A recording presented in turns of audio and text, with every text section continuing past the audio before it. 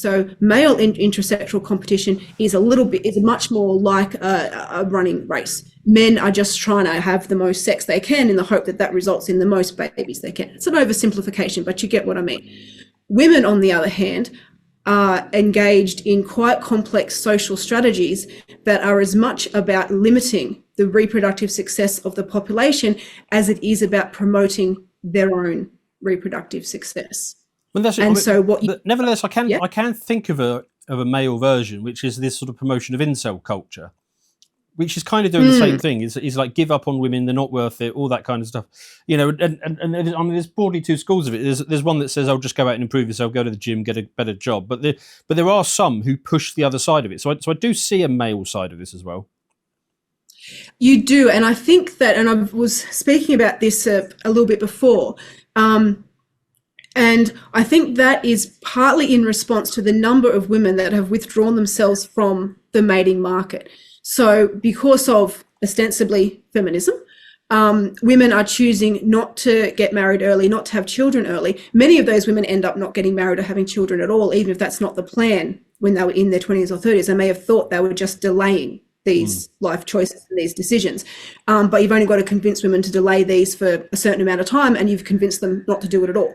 So what effectively has happened is a huge number of these young women are effectively withdrawing themselves out of the mating pool. And it's a little bit of an invisible withdrawal. It still looks like society has roughly a similar number of men and women, but we've got is a whole bunch of women withdrawing themselves from the mating market. And what we spoke about before, a whole bunch of women also elevating, putting a lot of effort into elevating their own social status, meaning that a whole bunch of men now just become unattractive to them anyway.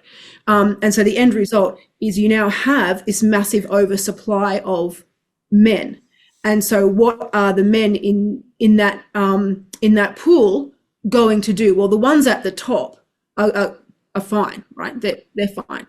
What are the ones beneath that going to do? Well, they need to follow a very short-term mating strategy. So what's the short-term mating strategy involve? Well, it's a disrespect for women, promoting disrespect for women, treating women like garbage, having sex with them, moving away. That's the best short-term mating strategy that a lot of those men can hope for. And promotion of the incel culture, promoting other men to actually adopt this position of voluntarily withdrawing themselves out of the mating market, also is a part of that attempt for other men to reduce their competition. But I think that's happening because we have this massive oversupply of men compared to women, and that's sort of it's that kind of competition among men. You don't tend to see that when you have equal numbers of the sexes, whereas you see it amongst women irrespective of anything. Doesn't matter. It's the baseline behavior of women to engage in these types of things. Okay, so presumably the optimal feminist strategy would be to be a highly influential and successful feminist who has 4 children, who just doesn't do it for themselves. Although that does throw up a bit of a conflict as to what happens if you have 4 sons. You might want to start dialing this back after you've had your own children. Well, it's interesting. It is interesting that you talk about, so what do you do after you've had your own children? Because that, of course, is where there's decades of life for women to influence the reproductive choices of younger women. So the story that you often hear from older women who had 3, 4, 5 children and are now telling younger women how much it destroyed their lives, of course, clearing the path for their own children, who will also probably have quite a large number of babies, because it does tend as long as they to don't tell like it to their own children. Exactly. Right, okay.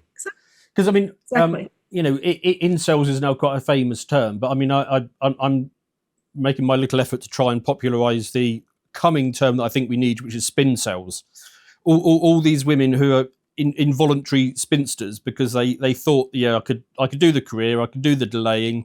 Yeah, I just, we get through these milestones, or something happened, I find the perfect man, and then all of a sudden, oh shit, I'm 45 and I'm still single. Not so much a question, more of an observation, that one, but. Yeah, no, and not just, I mean, it's a real phenomenon though. So there is research showing that amongst women who are, say, mid to late 40s, so past reproductive, ostensibly past reproductive age, who don't have children, the regret for not having children is very high in that group, in spite of what perhaps the mainstream feminine discourse would have you believe. The regret in that group is very high. And someone did an interesting thing on X a little while back. I don't know how long it took him to do this, but I think it was dozens, possibly even hundreds of profile pics that he took off whatever dating site it was, of the number of women who were sort of 38, 39, 42, 43. And on these dating sites, it has has kids, doesn't have kids, don't want kids. And one of the options was like maybe someday, or want them someday. And he just sort of had just these reams of dozens of these women's profiles who were in their late 30s and early 40s, indicating that they wanted kids someday.